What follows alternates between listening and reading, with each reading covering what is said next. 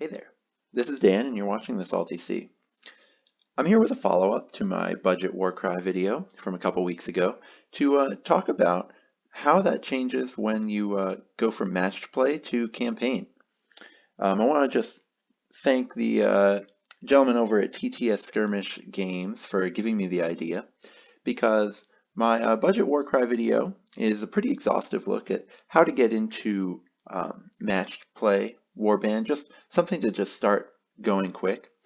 But once you know that you're sort of really into the game and wanting to start a new campaign without spending too much, your goals are a little bit different for a campaign than they are for just going one-on-one, just quick games. You know, for matched play, a competitive war band is really looking for sort of a quality, versatile chaff unit, plus a couple heavy hitters. And for campaign play, you're often looking for a wider array of units than you would for just a matched warband, whether it's because you need to sort of vary up the tools at your disposal, say for those convergences, which can also often be kind of devilishly tricky, or if you're going to be playing 12 matches in a row with this warband, so you don't want to get bored. Sometimes you'll want variety for that. Sometimes you'll be looking for a way to tell a story through your campaign, and that might require a different set of units than match play would. So rather than some of the options that I spelled out before of, a box and a clan pack, sometimes you're really looking for sets with lots of options, and that'll be more important than just two really quality options in your set. So I thought I'd give a couple examples of how I would do this just in action. So one of the best starter boxes for Warcry that I didn't talk about in my first budget video is the Beast of Chaos starter box. And part of what makes it so good is, the Gorgon that you're paying for in the box is usable in narrative games, right? For 320 points, that gives you like a really sweet challenge battle to go into, sort of aside from your campaign, that can be really fun. And then you also just get a ton of different options. Now, their best option is the Gore, and their starter box comes with Ungor and Bestigors. But for a campaign, that's okay, and Ungor are still totally usable chaff units. So let's just run down real quick, all of the options that you get with this. The first one being the Great Bray Shaman, which is the leader in AOS of the box, but is also a really good unit in Warcry because it has this pull ability called Devolve that can take your opponent off objectives. I've talked about the pull abilities in a few of my other videos and how useful they are, and the Great Bray Shaman is no exception. Then you've got your 185-point Gouge Horn. That's the Bestigor leader. It's got respectable combat stats, though nothing special. Anything over 6 on damage efficiency or tank score. And I'll put this math in the comments, just like in my other videos with this. Anything over 6 is respectable, and the Gouge Horn is achieving it in both damage and tankiness, but it's not sort of blowing the doors off your opponent either. Then we have the Ungor Raider leader. I would never suggest using this leader, pretty much ever. It's got the same damage output as the regular Ungor Raiders at 70 points. It just has double the hit points, and that's it. That's the only change they made. I wouldn't say that that's a playable unit at all. But the Ungor Half Horn can be useful if you are just wanting to minimize your leader option. Just take as numerous a warband as possible. Then the backbone of this box is going to be Bestigors and Ungors. Bestigors are solid little damaging units. For 115 points, your opponent can pick them apart with a little bit of effort, but they do hit pretty hard for their price. They are kind of in that middle ground that in competitive Warcry is less valuable, but they still do work, and in a campaign I think you'll be glad to have some. Um, then we have Ungor Raiders, Ungor with spear, and Ungors with swords. The Ungor with sword is sort of your chaff unit, your unit that's going to fill out the warband the most. The one with spear does do a little bit more damage because the crit is 4 instead of 3, but 10 points, a 10-point drop is a lot more when you're looking at such low point totals because it's, 10 points is just a higher percentage of the whole point total right here. So, 5 Ungor versus 5 Ungor with spear, that you're talking 50 points there if you're filling out your warband with them as chaff. So I usually start with the ones with sword and then upgrade to spears if possible. I also really like having 2 Ungor Raiders. Just in general, I like having 2 of a cheap ranged unit if I can get one. These really don't do enough damage to want to build a warband around them. 1 1/3 damage per set of shots is not what you're looking for, but when you have deployments where your shield is almost always in the action, but your dagger and hammer are usually somewhere off away from it, I really like having a ranged unit that can either be in those and still affect the main action from a faraway place, or if you are starting near the action but you have a home objective, can just sit on a home objective and still do a couple tick damage here and there. And then finally, as I said, the Gorgon is an awesome challenge battle piece, which can give you a really awesome campaign. So all of this is just a really sweet beginning to a wide, varied campaign. And one of the best ways to kind of fill it out is with a Doom Bowl. And this is where I start wanting to talk about how to maximize your budget with the game. The Doom Bowl sculpt, the main one from Games Workshop, it does look pretty cool. I do like that giant axe he's wearing. The armor is nice, but it is an old sculpt, and while it holds up somewhat, it just shows its age in that there are now more intense ones, more sort of open models, lots of interesting options all around the internet.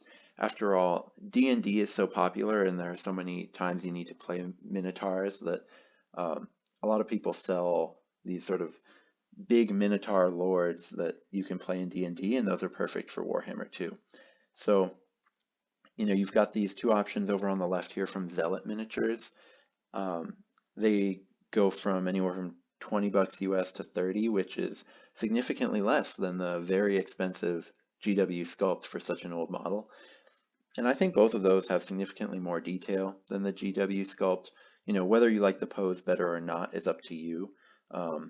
Certainly the GW one is very menacing with that axe, so whether you like it sort of coiled up with the axe or sort of looking like it's already swung it with the halberd one on the bottom is totally up to you, but this is a really great budget alternative for something much cheaper.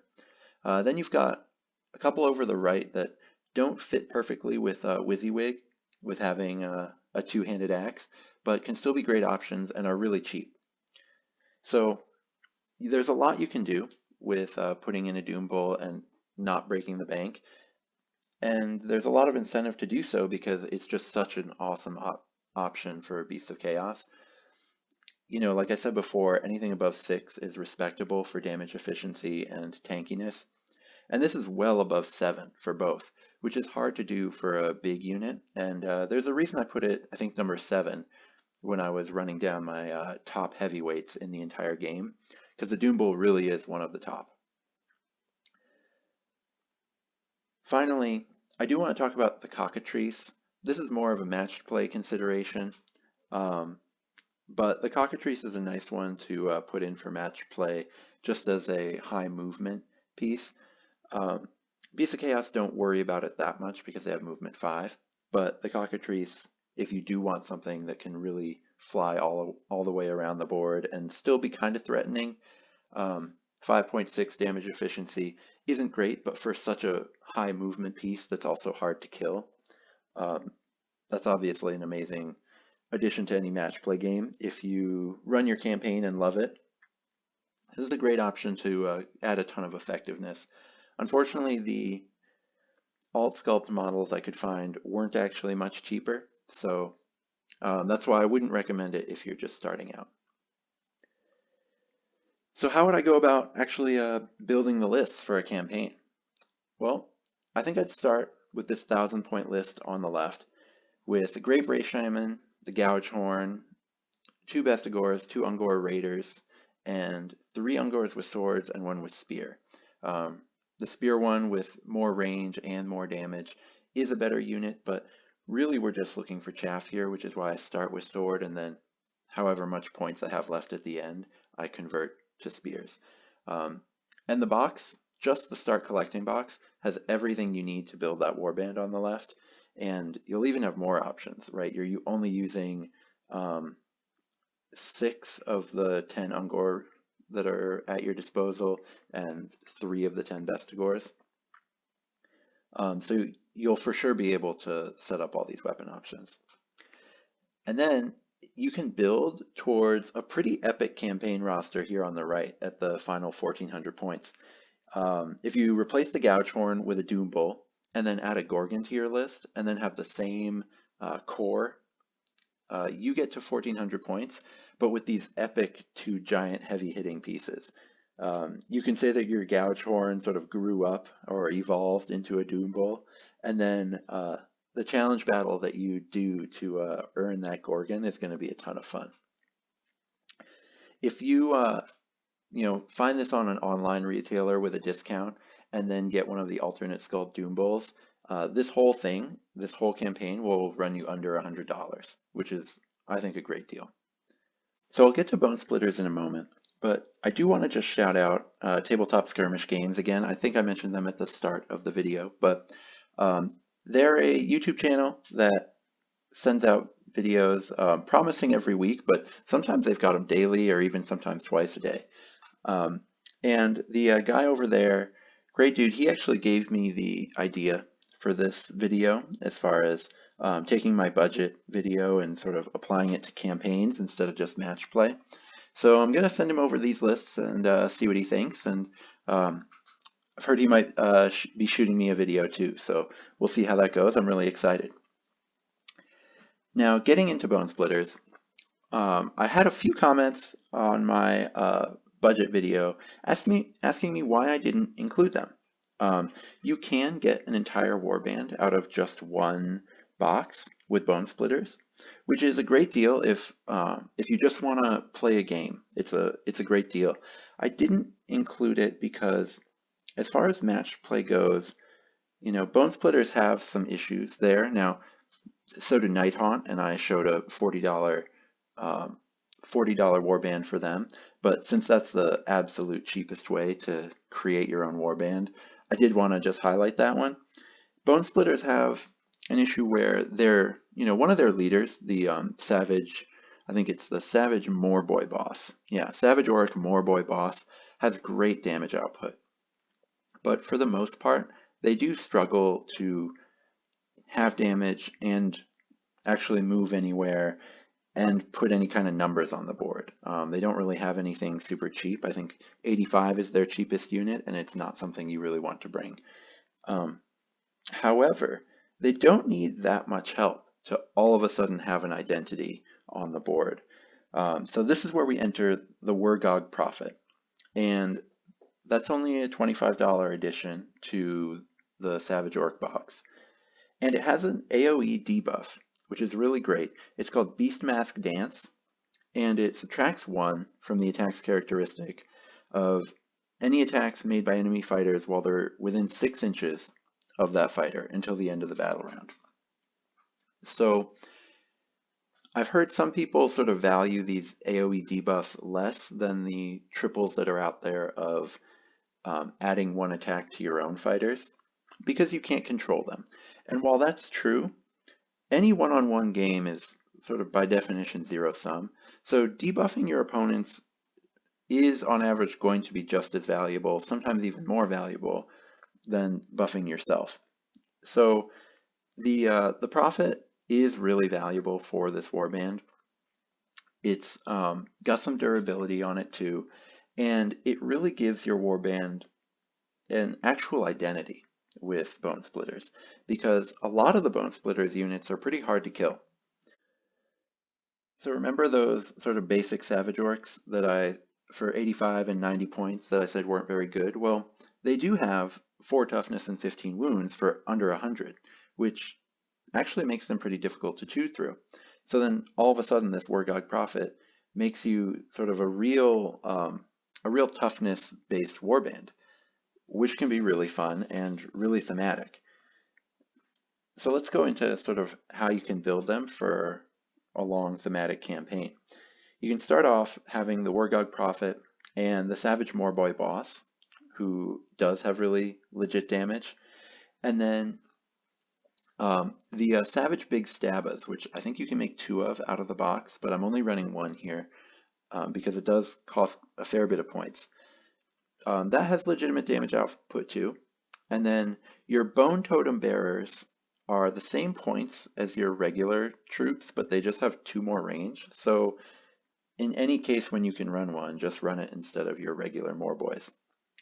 Then we've got 2 of your Savage Orcs and 1 more Moorboy. I do think that the Savage Orcs combo better with the Prophet as far as flooding the board, but in this case we don't have points left over. I've really gone for damage over numbers here. You could certainly drop the Big Stabbas and the Moorboys to try to just max out on Savage Orcs to get a much harder to chew through warband, but you'd really be sacrificing a lot of damage to do so. And why do that?